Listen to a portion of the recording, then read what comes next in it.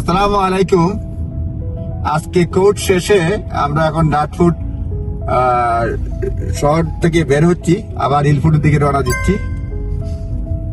এখন আমরা ঠিক কোর্টের পিছনেই এখানে রয়েছি। এখান থেকে দেখাচ্ছে ইলফুটে যেতে 25 মিনিটের মতো সময় লাগবে। আমরা পৌঁছে যাব ইলফুটে, খুব বেশি দূরত্ব নয়। এই দেখেন পাম্প আছে, ফুল বাগানে এই যে বিভিন্ন ধরনের ফুল, এটা চেরি ব্লসম বলে, ফুটতে শুরু করেছে। আমরা ক্রস দি রটারি, এটা আমেরিকান টমটম লাগানো, আর না হলে বলতো রাউন্ড অ্যাবাউট বলতো, ব্রিটিশ হলে পরে রটারি বলতেছে। আমরা যাচ্ছি পার হয়ে। আজকে মেঘলা আকাশ দেখতে পাচ্ছেন। জানেন আমি খুব একটা দামি বাড়ি মনে হচ্ছে না, মানে এলাকাটা গাড়ি দেখে মনে হচ্ছে রেসিডেন্সিয়াল এরিয়া তো অবশ্যই, কিন্তু খুব একটা বাড়ি ঘরের দাম খুব বেশি হবে না এখানে। বাড়ির অবস্থা বোঝা যাচ্ছে, যদিও এখানে বাঙালি আবাস বেড়েই চলছে। এখানে গ্রামার স্কুল আছে, সেই জন্য বাঙালিরা বিশেষ করে এশিয়ানরা গ্রামার স্কুলে বাচ্চাদের ভর্তি করে, সেই জন্য বাঙালিদের আবাস ইতিমধ্যে বেশ বেড়েছে সাম্প্রতিক সময়ে এই ডাটফুট বা এই এলাকাতে।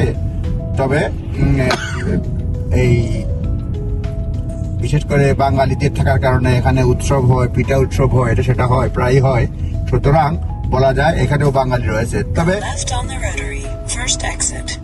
তবে ডাটফুট নয়, প্রায় প্রতিটি এলাকাতেই বাঙালি এখন সারা ব্রিটেনে ছড়িয়ে পড়েছে।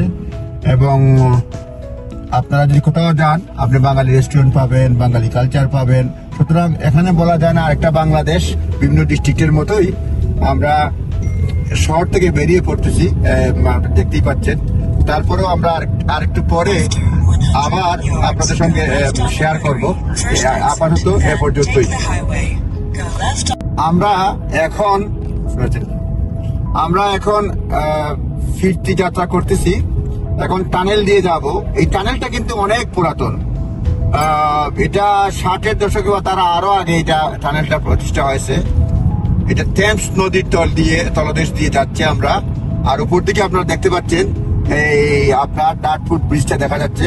টানেলটা ডাটফুট ইস্ট টানেল, এটা 1 মাইল লম্বা এবং এটা টেমস নদীর ভিতর দিয়ে যাচ্ছে। আপনারা দেখতে পাচ্ছেন এখানে 2টা লেন, অর্থাৎ উপর দিকে আসলে আমরা ব্রিজ দিয়ে আসি, আর নিচ দিয়ে যখন ইস্টে যাই ইস্ট টানেল দিয়ে, তখন আমরা এই টানেলের মধ্যে দিয়ে যাই। 1 মাইল লম্বা এই টানেল আপনারা দেখতে পাচ্ছেন, পাতালের দিয়ে, পানির নিচ দিয়ে। বাংলাদেশে শুনেছি যে কর্ণফুলী টানেল হয়েছে, আর কিছু জানি না। আর উপর দিকে তো অনেক কিছু হয়েছে। আজ এ পর্যন্তই। টানেল থেকে বের হওয়ার পরে আবার আপনাদের সঙ্গে যোগদান করব। 1 মাইল লম্বা টানেল একই জিনিস, সেজন্য বারবার দেখাতে চাচ্ছি না। টানেল শেষ হওয়ার পরে আবার আপনাদের সঙ্গে শেয়ার করব।